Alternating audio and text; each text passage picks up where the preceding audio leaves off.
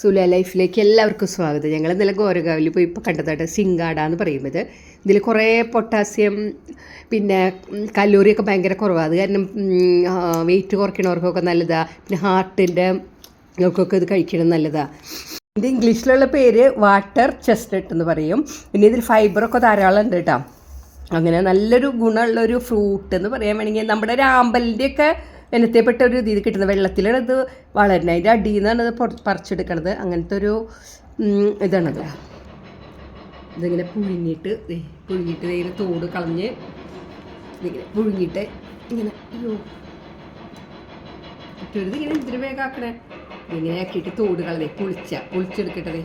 കണ്ട നമ്മൾ കശുവണ്ടി മാങ്ങാണ്ടിയൊക്കെ ഇങ്ങനെ പൊളിച്ചെടുക്കില്ലേ അതുപോലെ ഇല്ലേ. മാങ്ങയുടെ അണ്ടി കശുവണ്ടിയൊക്കെ പൊളിച്ചെടുക്കണ പോലെയുണ്ട് അതിൻ്റെ ഇത് കഴിഞ്ഞ്. പിന്നെ നമുക്ക് വേണമെങ്കിൽ ചാട്ട് മസാലയൊക്കെ ഇട്ട് കഴിക്കാം.